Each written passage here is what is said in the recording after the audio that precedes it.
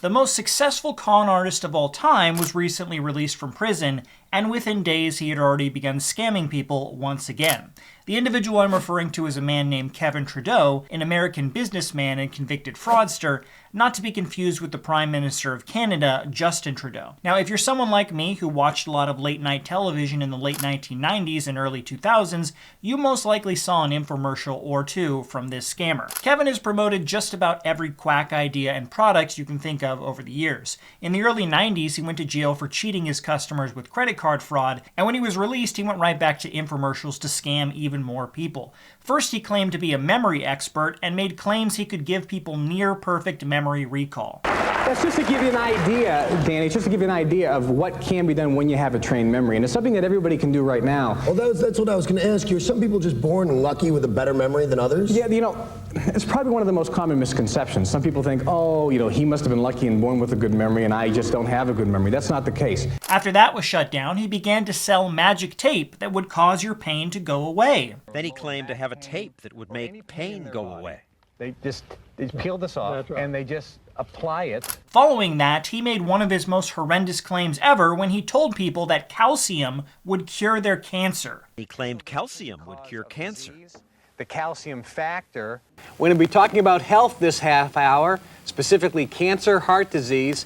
Now you may be wondering, how can this guy continue to make these outlandish claims that have no merit and scam people out of millions of dollars? Kevin was a very smart con man, and every time the government would go after him and take him to court for one of his scam products, Kevin would settle with the government and sign what's known as a consent order. A consent order is basically an agreement where you don't admit to any crimes, but agree to stop doing what you were charged with and pay a fine to the government. By doing this, the charges would always be dropped, and Kevin would again start selling a new scam product that wasn't part of his previous agreement with the government. Eventually, the government got tired of the constant complaints against Kevin, and through a court order convinced him to sign an agreement to never sell products again for the rest of his life.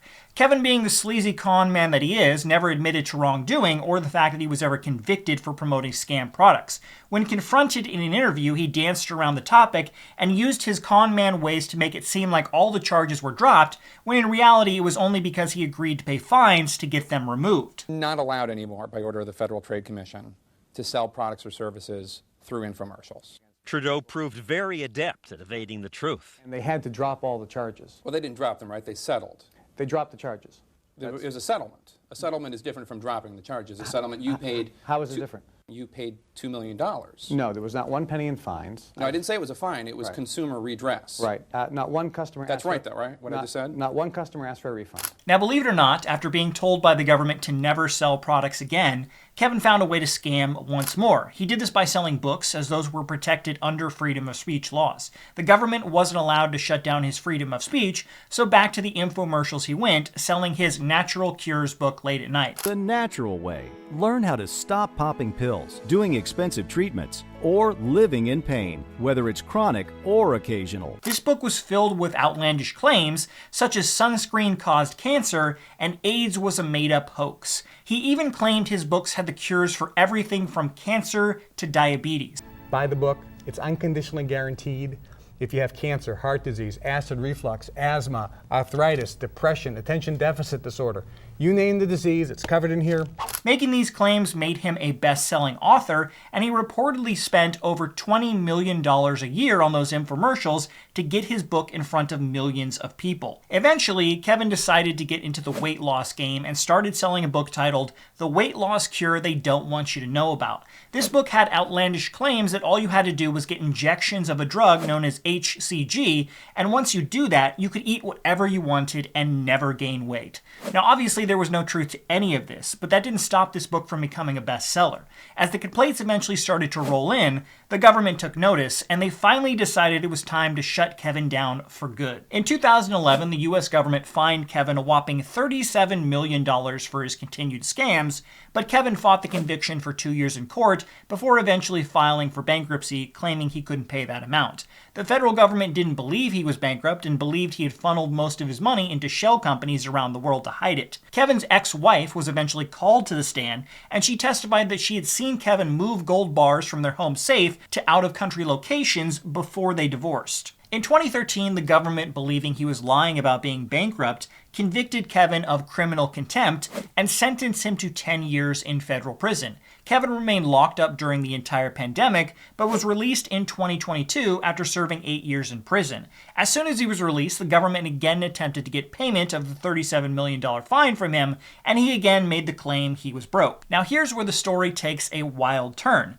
Kevin, despite being a convicted scammer, still has thousands of loyal fans who believe he is near Messiah status. On YouTube, there are people who posted videos of themselves excited to go meet him after he was released from prison. Kevin should be speaking soon. This will be fun, so I'll keep you updated. So I got to finally give him a hug and properly thank him.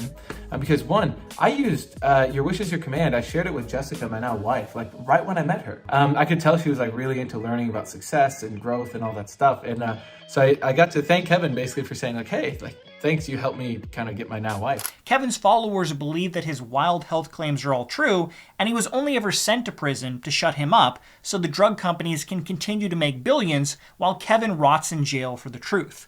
Kevin's followers have donated millions to him just since he was released from prison less than a year ago, and Kevin is now using those gifts to pay down his $37 million debt. Unfortunately for Kevin, the gifts he receives from his cult members is not enough, so Kevin decided to get back into the con game. Believe it or not, Kevin Trudeau has a YouTube channel that he created before he went to prison, which has been dormant for 9 years. That all changed just 1 week ago when Kevin released the video, an announcement from Kevin Trudeau on the channel. In that video, he goes over how he's going to teach you all about how to succeed with money, and all you have to do is email him to attend the Money Processes seminar. I decided to email Kevin, and the response I got was truly shocking. In order to learn the secrets to wealth, I only had to send Kevin a very small payment of $25,000. After seeing that, I realized Kevin really did know the secret to wealth, and that's by scamming people into a bogus seminar about wealth. I honestly don't know if this violates Kevin's earlier agreement not to sell products anymore,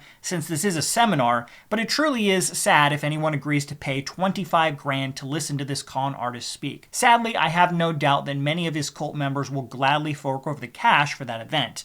It truly is amazing to me that after all the scams Kevin has pushed over the years, he never actually went to jail for any of them. What sent him to jail was failing to pay the government money he owed them. At this point, even though he's obviously scamming people again, I doubt anything will happen to him as long as he continues to use the money he receives from his fans to pay down his $37 million fine.